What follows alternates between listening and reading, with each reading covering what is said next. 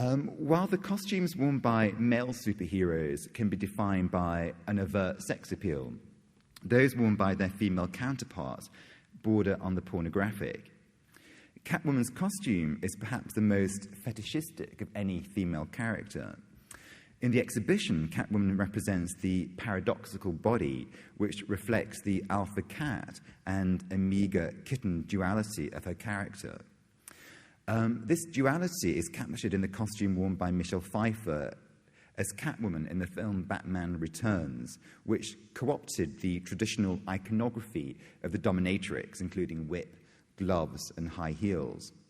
And in fact, Catwoman, with her black, shiny second skin catsuit, is the embodiment of Jack Lacan's post-structural phallic woman of male fantasy. The visual and symbolic language of Catwoman resonates strongly in the work of Thierry Mugler. Like the designer of Michelle Pfeiffer's costume, Mugler has raided the wardrobe of the dominatrix in his attempts to project an image of female sexuality that is liberated yet constrained.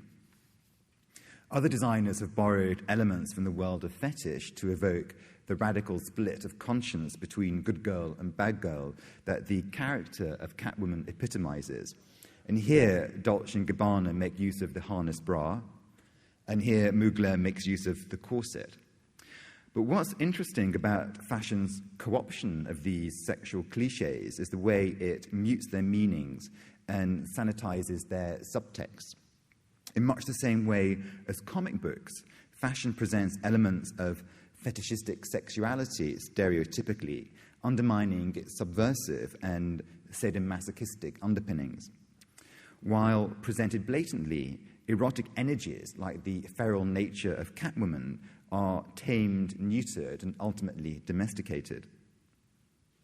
Iron Man represents the bodily fantasy of the armored body, and effectively he serves as a metaphor for defensive paranoia, for fears related to our human weaknesses, limitations, and vulnerabilities.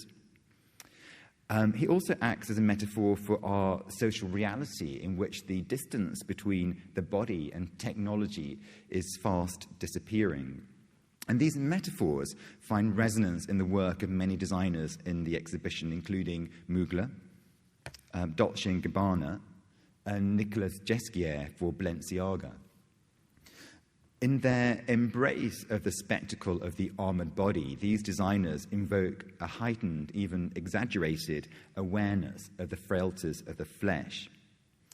The same is true of Batman's costume, another armored superhero who has provided inspiration for designers like Gareth Pugh.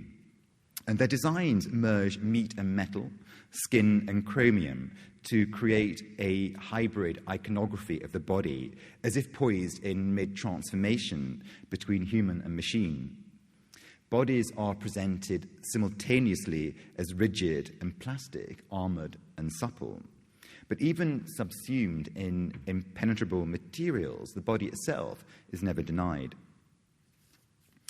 The Flash represents the aerodynamic body, which explores the bodily fantasy of power, power that violates the laws of physics, power that surpasses the physical confines of humanity. The Flash's power is superspeed, which is symbolically represented by his sleek scarlet bodysuit inscribed with a stylized lightning bolt.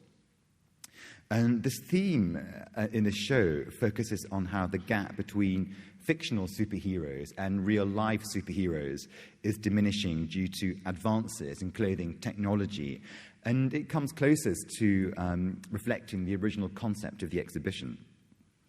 This suit was developed by Nike as an aerodynamic solution to the problem of passive drag in track events. It's called the Swift suit and relies on unique seaming as well as innovative textural surfacing to decrease friction and enhance velocity.